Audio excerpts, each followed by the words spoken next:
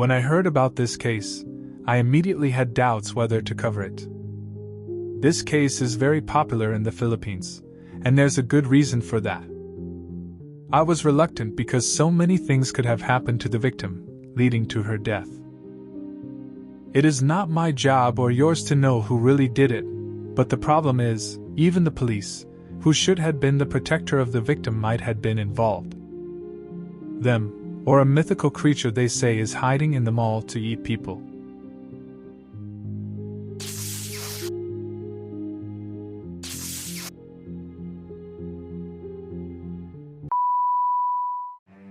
At 22 years old, Jovelyn Galleno's life was promising. Although not wealthy, and needing to work while she was studying, things had been good. She had a good relationship with her siblings and her mother. Jovelyn was a criminology student, and was just a few months shy from graduation. But life is never easy for some people. For Jovelyn, things went from good, straight to hell. Jovelyn Galleno. Jovelyn Galleno. Si Jovelyn Galleno sa August 5, 2022. This was the last time that Jovelyn would be seen alive and well.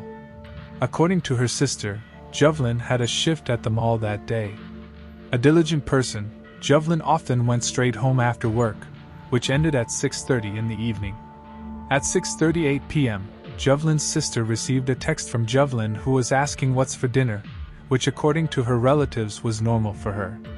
This text was followed by Jovelyn telling them that she hadn't received her salary yet.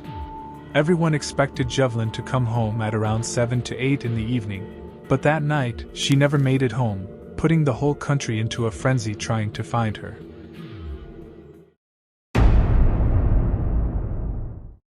Hours after she didn't make it home, Jovelyn's relatives went to the police. They had already talked to Jovelyn's boss, who said that Jovelyn had logged out for the day at 6:30. If so, where was Jovelyn? The police needed proof that she really made it out of the mall. So the police made a letter to obtain the mall's CCTVs for review. Unfortunately, the mall didn't want to give any video. According to mall personnel, they couldn't just hand out the footage of surveillance in the mall. Even with the police's requests, the mall personnel had to seek permission from their higher management. The police could have just removed the mall's license for operation, seeing they weren't cooperating, right? But this crime happened in the Philippines, which is made up of islands. One of those islands is Palawan. Palawan is not the mainland, thus rules are a little bit muddled. To cut the story short, it took the police a couple more days to obtain the videos of the CCTV from the mall. But when the citizens of the country learned of this, strange rumors started to circulate.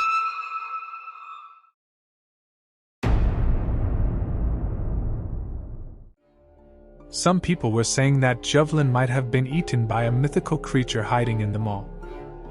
To further understand this, we need to go back to the 1980s. During that time, malls were beginning to boom in the Philippines. Robinson's Mall was a business of John Gokongwei, a Filipino-Chinese scion. At the time of his death, John was the third richest in their country. Robinson Mall is managed by John's eldest daughter called Rabina. But there are rumors about Rabina that the public believes. Allegedly, Rabina has a twin brother, a half-snake creature that resides in the mall. And because the Chinese believe that snakes are lucky, they cannot kill the snake man. This snake man, allegedly, is the one that gives the Gokongwei clan their wealth. According to rumors, there are tunnels underneath some Robinson Mall branches where they set loose the snake man to eat. Furthermore, there are special surveillance cameras that only the trusted few know in the Gokongwei Empire, that connects to dressing rooms of females. And when the snake man is hungry, or he likes the woman trying on clothes in the dressing room, he simply pushes a button so his victim will slide down the tunnels, allowing the snake man to do whatever he wants. This sounds silly, but during the 80s, some parents complained. According to them, in separate occasions, their daughters who were employed at one of the mall branches just disappeared without a trace. They're connecting it to the snake man living in the mall. But the most pressing rumor was when a famous actress in the 80s got involved. Alice Dixon was an actress known for her beauty and talent. And the rumors said that Alice Dixon fell down in one of those tunnels but managed to escape. When interviewed, Alice didn't want to answer the rumors. Instead, she packed her bags and left the country, fueling the rumors that the Gokongwei clan paid her for silence. Back to Jovelyn, the citizens are now putting two and two together. If the Robinson Mall branch she worked in didn't want to give footage, something must be up. They're saying the snake man could have eaten her, and the mall personnels were covering it up.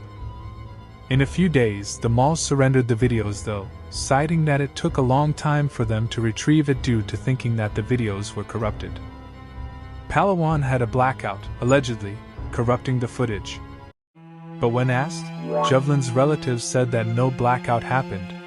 This leaves the question, was Jovelyn eaten or not?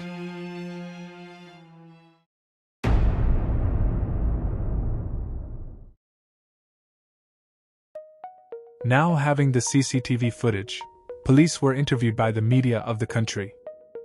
In one news segment, an interviewer asked Police Major Kabuyaha, who was directly involved with the investigation, what they've procured from the CCTV so far. As you can see in this video, Jovelyn was walking in the mall at the day of her disappearance. This was taken after her shift, presumably to go home. But when asked if she really got out of the mall, that's when things got muddled. The police major said that although there was no direct CCTV footage of Jovelyn exiting the mall, she was seen in the parking lot later, about to ride a car. But the car was not tracked properly because a truck obscured it, creating a problem for the police investigation. Following up on the police interview after a few days, another investigator was asked. This time, it was a man named Colonel Bukat. He was questioned whether the media was allowed to view the said video of Jovelyn about to ride the car for public scrutiny. But contrary to what the police major said in earlier interviews, now, Colonel Bukat was saying that the video about the car was not true. Instead, Jovelyn was seen riding another vehicle. Colonel Bukat said that the police major fabricated the story about Jovelyn riding the car because the major was tired. Understandably, the interviewer was shocked by this. How could the police major just make up a story because he was tired? That was unheard of. From then on, the public suspected the police's involvement.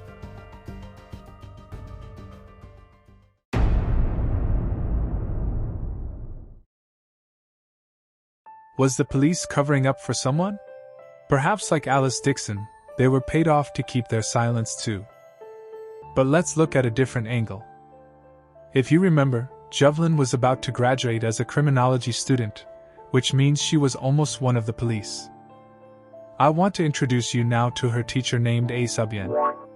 Ace became one of the figures of interest after one of Jovelyn's friends disclosed an information. According to Jovelyn's friend, allegedly, Ace had liked Jovelyn since she was in sophomore college. Ace would even comment frequently on Jovelyn's posts. Upon Jovelyn's disappearance, her relatives were able to log into her social media account, and they saw Ace messaging Jovelyn. Jovelyn vanished on the 5th of August, and Ace's message was the next day on August 6th.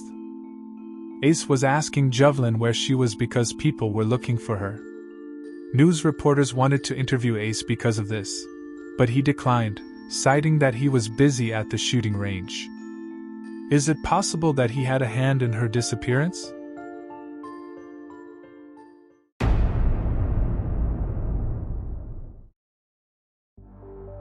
It turned out that Jovelyn's teacher wasn't the only one enamored by her.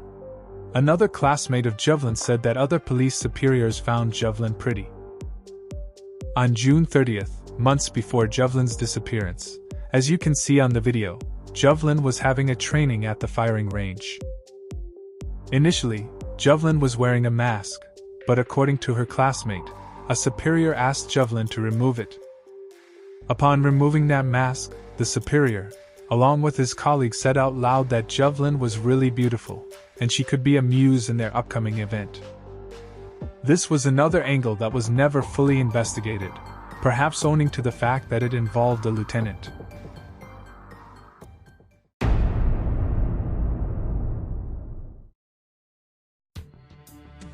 After several weeks, the public was angsty.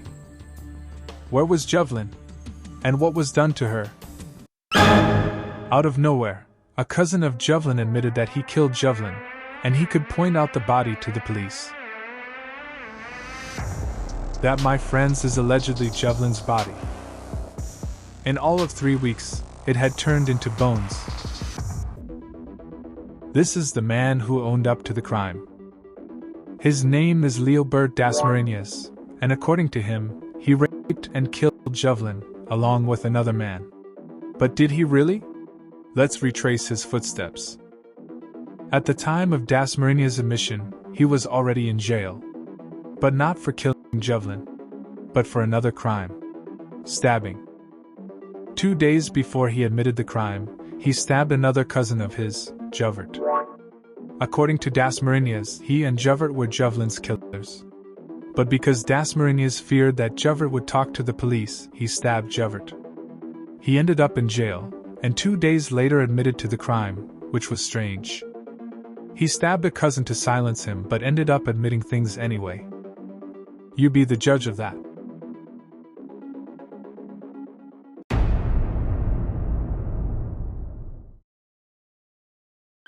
Jovelyn's body was found in a ravine, along with other items that were identified to be hers. DNA testing was done on the bones, where investigators took a swab from Jovelyn's mother to cross-reference the findings, giving them a 99.9% match of the DNA. So was this really Jovelyn? Was this the ending the crowd really sought out?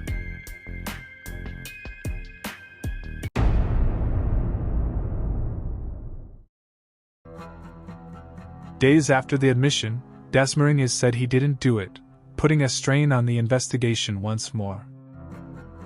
According to his lawyer, Dasmariñas admitted the crime under duress. And there were no witnesses that would vouch that they did the crime. Furthermore, a lot of inconsistencies surfaced. 1. The bones itself. How could Jovelyn have turned to bones already? It's been 3 weeks since the crime happened. The decomposition was too fast. For this, the media took the professional opinion of a doctor. The doctor said that it was not impossible, but it didn't happen often. What's your opinion? 2. The underwear found wasn't Jovelyn's. This was backed by her female relatives who was familiar with Jovelyn's things. 3. No evidence of rape. Since only bones were found, how could people ascertain that Jovelyn was really raped?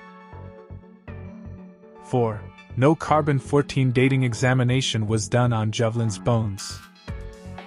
Carbon dating is the process of determining the age of organic materials. Using this, people would know how old bones found were. What if the bones found were just old bones? Then they wouldn't be Jovelyn's. But the investigators were sticking to the DNA match and didn't want carbon dating to be done. They said that DNA was enough evidence. What do you think about this whole thing? Should Jovelyn's family have pushed for more justice? Or like some people said, they'd been paid eventually? This case is disheartening from start to finish. So many things have gone wrong. Even Dasmariñas, who was the alleged killer, was eventually released, owning to the lack of evidence. But what about the mythical creature? Years later, the actress Alice Dixon came back to the Philippines and finally put the rumors to rest. She said that there was no monster in the mall, and that she didn't speak about it for the longest time because she was hoping the issue would die. If so, who killed Jovelyn? One thing is for sure. Whoever it is purely evil, that's the truth. I hope you got a thing or two from this segment. Please subscribe for the next one.